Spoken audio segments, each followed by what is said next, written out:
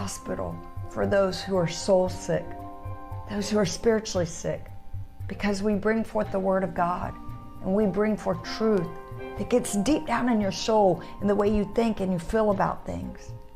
Maybe you'd like to sow a $91 seed, and that's just putting your faith with Psalm 91. Fear of this coronavirus is faith in its ability to hurt you or kill you. The fear of, what are we going to do? I'm getting laid off at work. Hey, your job's not your source. If it is, you're in trouble. Jesus is your source. Whatever you do right now, don't you stop tithing. Don't you stop sowing offerings. Well, they won't let us go to church. Well, email it in there, text give or something, but you get your tithe in that church. If you have to go take it down there and drop it off and stick it under the door or something, you get that tithe in that church, you get that offering in that church, and then you go home and you do what we're supposed to do. What's up, everyone? Thank you so much for joining me for this episode of the Being Beautifully Honest podcast. So you can see from the title of this episode and from the clips that I just played what this episode really is about. As you know, we're going through this pandemic right now with the COVID, as I've been calling it. And it's just a lot going on right now. And a lot of people are afraid. A lot of people really are not in a place of faith where they can just not panic.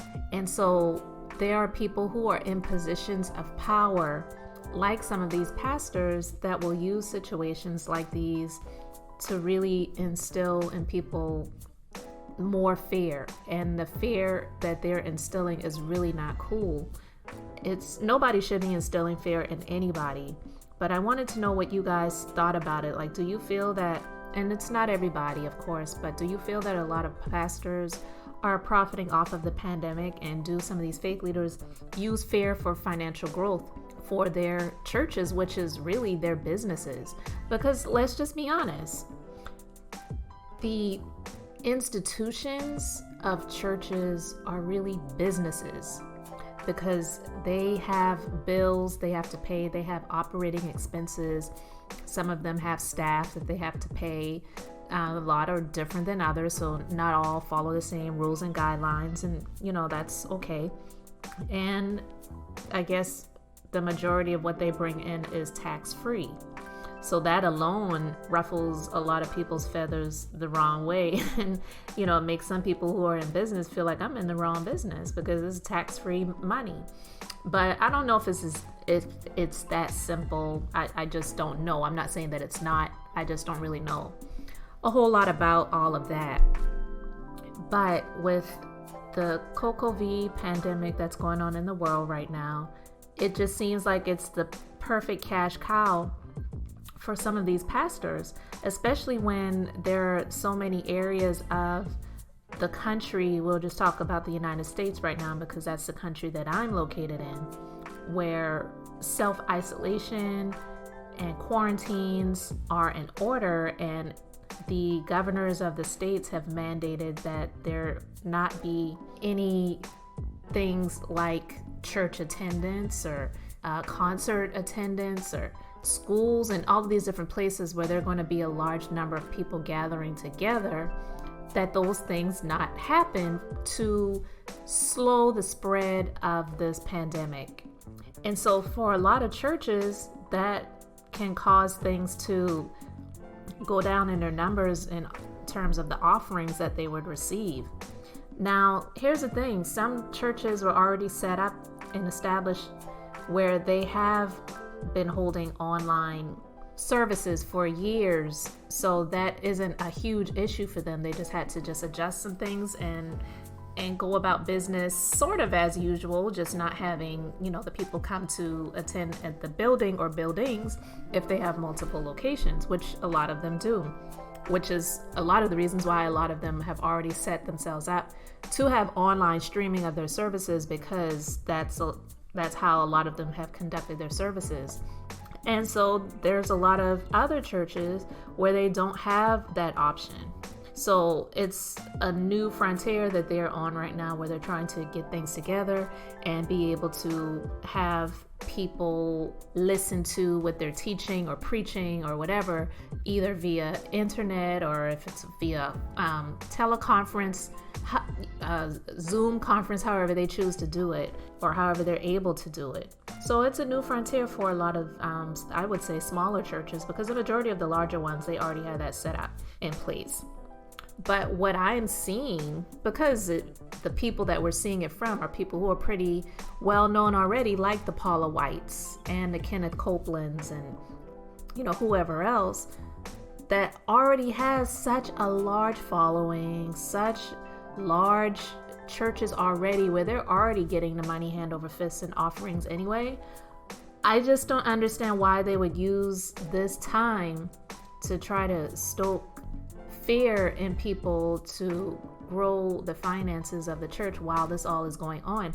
I feel like this is the time that they should be going into their pockets to give to the communities, not to have people giving to it. I know that they are able to give to communities and do things for others because of the offerings that they receive, most of them.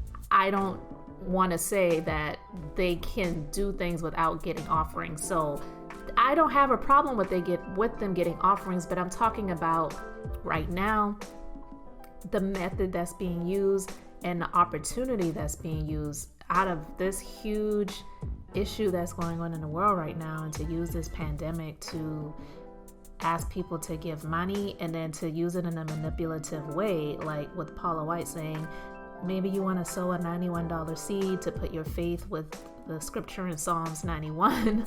I'm like, really? Come on now. I just get so tired of seeing the manipulation, not just in churches, but in any place when people are using manipulative methods for money. And so when I saw these things going on, I was like, come on.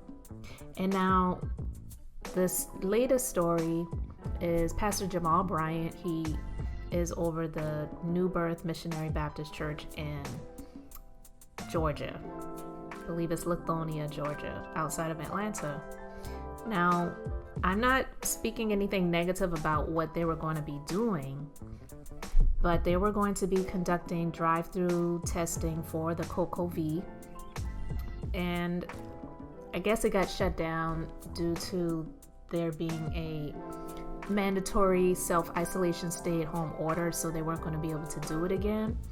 But a lot of people were up in arms and asking questions about the cost. Now, medical tests cost money, I get that, but I'm not sure if it was something that the church might have been able to do where they could have maybe had a number of tests offered for, I don't want to say free, but that the church would pay for them for the people.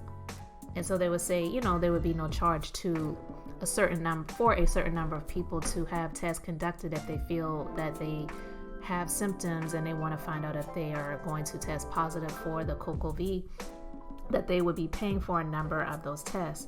But when they put the announcement out there and it was on their social media, they had the cost involved for the testing.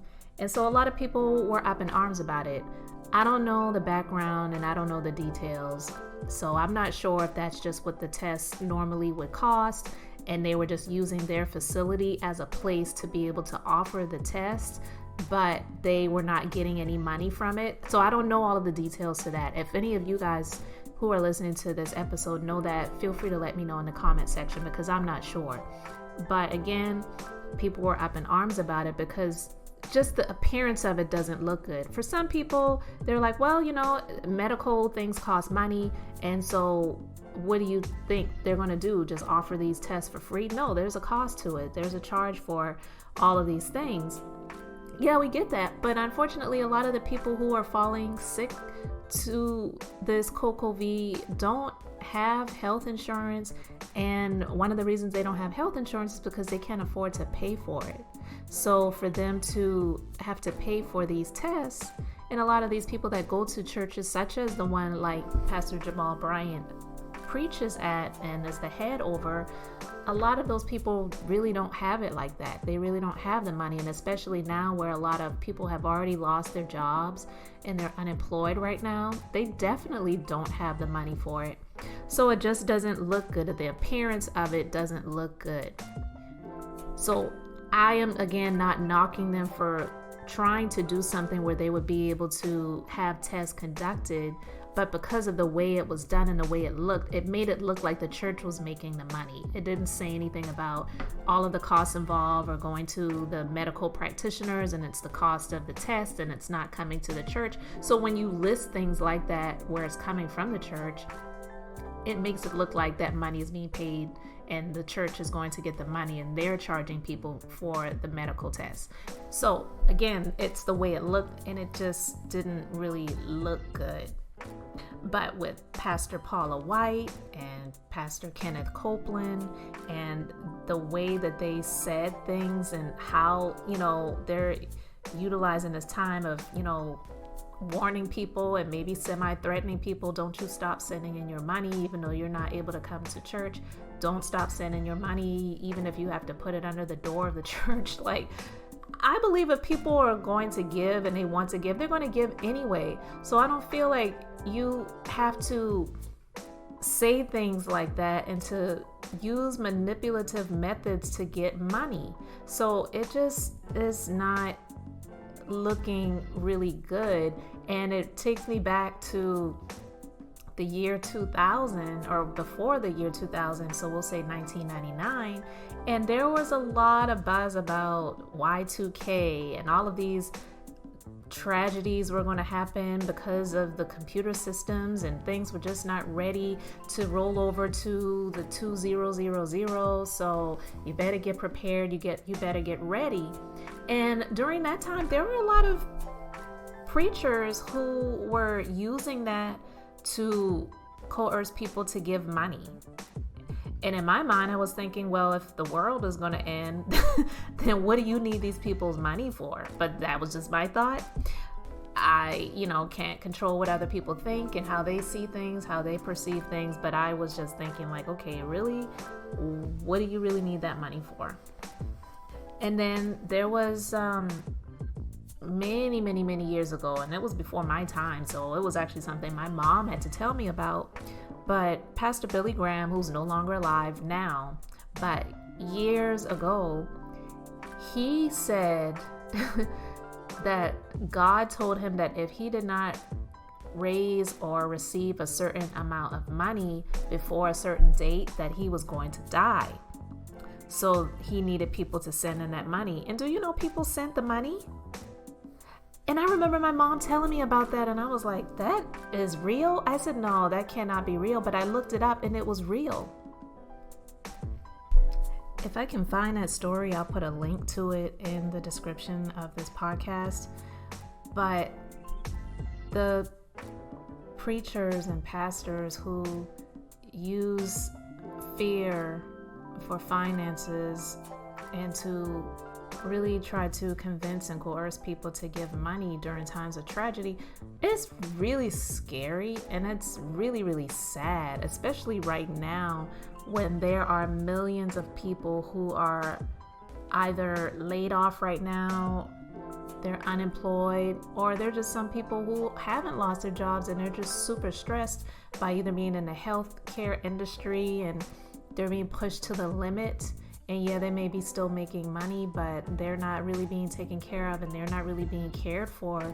To have preachers that are asking people to give money during this time, I really feel like this is a time when they should be coming out of themselves and they should be giving to others. It's similar to when Pastor Joel Osteen had his church closed up during the time of Harvey, the hurricane that hit Houston area. And he has a mega church.